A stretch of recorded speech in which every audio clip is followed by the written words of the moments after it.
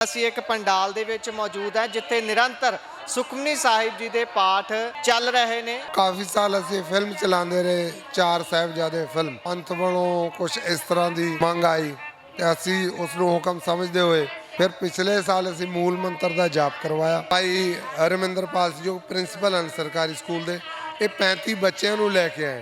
सरकारी स्कूल के बच्चों को लैके आना बहुत औखा हुंदा है। ये ज्ञान का लंगर है, गुरबाणी का लंगर है, वो लंगर भी मुबारक ने। जिन्नी देर तक सानू ज्ञान नहीं होंदा भी असी लैन की आए हैं, सानू गुरु की बाणी की कह रही है, उन्नी देर तक कौम जिहड़ी है अपने मिशन वाल नहीं वध सकती।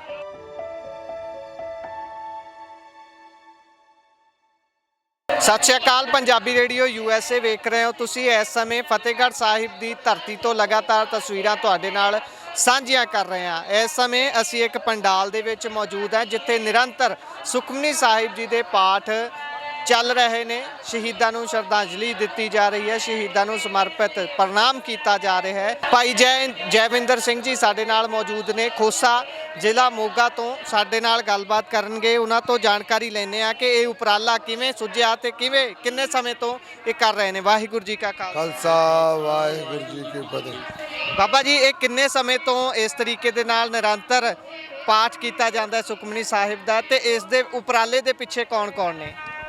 तकरीबन 15 सालों तो असी अपने जथे समेत इत्थे आके ते कोई ना कोई गुरमत प्रचार संबंधी जिस नाल साहिबजादियां दी अते माता गुजर कौर जी दी शहीदी नूं श्रद्धांजलि दे सकीए उपराला करीदा।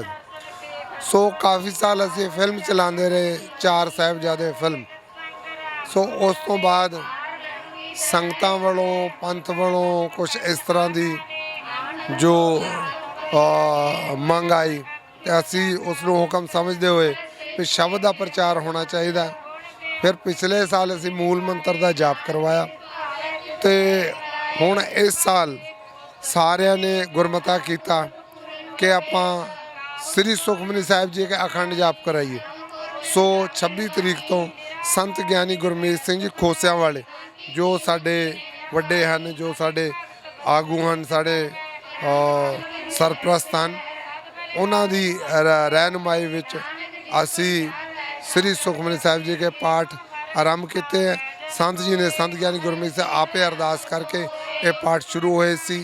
इहदे विच तकरीबन 30 सुखमनी साहिब सोसाइटियाँ अलग अलग शहरों दियाँ उन्होंने आके हाज़री भरी है और निरंतर 400 बंदियां तक की रिहाइश का असीं इंतजाम किया है।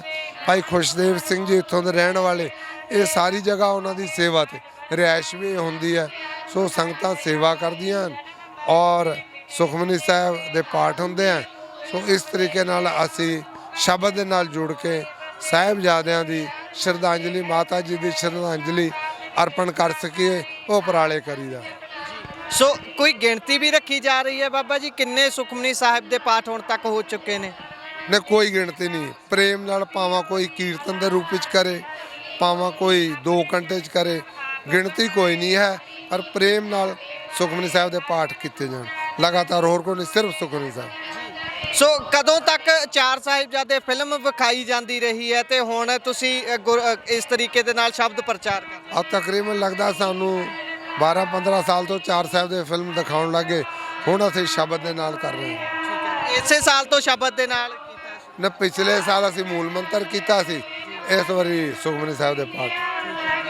सो अगे वास्ते भी इसे तरीके नाल इस नूं वड्डा करोगे अगले जदों तक सभा आवेगी उदों तक? हाँ, असीं इस सोचते हैं कि एक होर अलग कैबिन बना के आते सुखमनी साहिब की संथ्या, सुखमनी साहिब की सदाई उस विच कुछ ना कुछ होर करके बच्चों को ज़्यादा जोड़ के, इस बारी भी जगह जगह तो बच्चे आके जुड़े हैं। सो असी कोशिश करते अगले साल वध तो वध बच्चों को जोड़ के बच्चों को पाठ कराइए, भी बच्चों का जथा आके बैठे और पाठ करे। समाप्ति कदों की जाएगी? आज शाम को समाप्ति करांगे। बच्चों ने आके रहरस करनी है और उस तो बाद आरती करके संत जी आएंगे, संत जी ने आके थोड़ा जिहा अपनी व्याख्या करनी है शहीदी के संदर्भ में, समाप्ति होगी। ਕਿ ਸਾਡੇ ਨਾਲ ਜਿੱਥੇ ਸੰਗਤਾਂ ਜੁੜੀਆਂ ਹਨ, ਸੁਸਾਇਟੀਆਂ ਜੁੜੀਆਂ ਹਨ, ਜਥੇਬੰਦੀਆਂ ਜੁੜੀਆਂ ਹਨ, ਉੱਥੇ ਭਾਈ ਰਮਿੰਦਰਪਾਲ ਜੀ ਜੋ ਪ੍ਰਿੰਸੀਪਲ ਹਨ ਸਰਕਾਰੀ ਸਕੂਲ ਦੇ, ਇਹ 35 ਬੱਚਿਆਂ ਨੂੰ ਲੈ ਕੇ ਆਏ। ਸਰਕਾਰੀ ਸਕੂਲ ਦੇ ਬੱਚਿਆਂ ਨੂੰ ਲੈ ਕੇ ਆਉਣਾ ਬਹੁਤ ਔਖਾ ਹੁੰਦਾ ਹੈ। ਸੋ ਇੱਕ ਬੜੀ ਇਹਨਾਂ ਦੇ ਮਨ 'ਚ ਉਪਰਾਲਾ ਹੈ। ਇਹ ਸੂਬੇਦਾਰ ਸਾਹਿਬ ਹੈਗੇ ਸਾਡੇ, ਸੂਬੇਦਾਰ ਸਾਹਿਬ ਕੀ ਨਾਮ ਹੈ? ਸਿੱਖਲਾਈ ਰੈਜੀਮੈਂਟਲ ਚੋਂ ਸੂਬੇਦਾਰ ਜਸਵਿੰਦਰ ਸਿੰਘ, ਗ੍ਰੰਥੀ ਸਿੰਘ। ਭਾਈ ਜਸਵਿੰਦਰ ਸਿੰਘ ਜੀ ਇਹ ਪਰਿਵਾਰ ਸਮੇਤ ਆਏ ਆ। ਇਹ ਪਰਮਾਤਮਾ ਸਿੰਘ ਪਰਿਵਾਰ ਦੇ ਸਮੇਤ ਪੁਰਾਣੇ ਦਾਸ ਦੇ ਨਾਲ ਸੇਵਾ ਕਰਦੇ ਆ। ਸੋ ਗੋਗੋਆਣੀ ਪਿੰਡ ਤੋਂ ਵੀ ਸੰਗਤ ਹੈਗੀ ਆ। ਡਾਕਟਰ ਰਵੀ ਜੀ 15 ਸਾਲ ਤੋਂ ਜੁੜੇ ਹਨ ਦਾਸ ਨਾਲ, ਨਿਸ਼ਕਾਮ ਸੇਵਾ ਹੁੰਦੀ ਹੈ। ਸੁਲਤਾਨਪੁਰ ਤੋਂ ਵੈਦ ਜੀ ਵੀ ਆਏ। ਸੋ ਇਸ ਤਰ੍ਹਾਂ ਗੋਗੋਆਣੀ ਪਿੰਡ ਦੀ ਸੰਗਤ ਸੋ ਜਗ੍ਹਾ ਜਗ੍ਹਾ ਤੋਂ ਆ ਕੇ ਸਾਡੇ ਨਾਲ ਜੁੜ ਰਹੀਆਂ। ਸੱਚੇ ਪਾਤਸ਼ਾਹ ਕਿਰਪਾ ਕਰਨ, ਬਖਸ਼ਿਸ਼ ਕਰਨ, ਸਾਧ ਸੰਗਤ ਅਸੀਸਾਂ ਦੇਵੇ ਕਿ ਅਸੀਂ ਇਹ ਸੇਵਾ ਕਰਕੇ ਆਪਣਾ ਜਨਮ ਸਫਲਾ ਕਰ ਸਕੀਏ।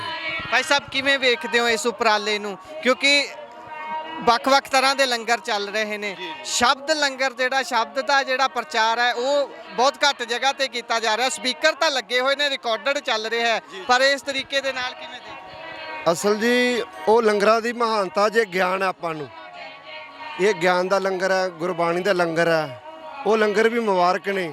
ਜਿੰਨੀ ਦੇਰ ਤੱਕ ਸਾਨੂੰ ਗਿਆਨ ਨਹੀਂ ਹੁੰਦਾ ਵੀ ਅਸੀਂ ਲੈਣ ਕੀ ਆਏ ਆ, ਸਾਨੂੰ ਗੁਰੂ ਦੀ ਬਾਣੀ ਕੀ ਕਹਿ ਰਹੀ ਆ, ਉਨੀ ਦੇਰ ਤੱਕ ਕੌਮ ਜਿਹੜੀ ਆ ਆਪਣੇ ਮਿਸ਼ਨ ਵੱਲ ਨਹੀਂ ਵੱਧ ਸਕਦੀ।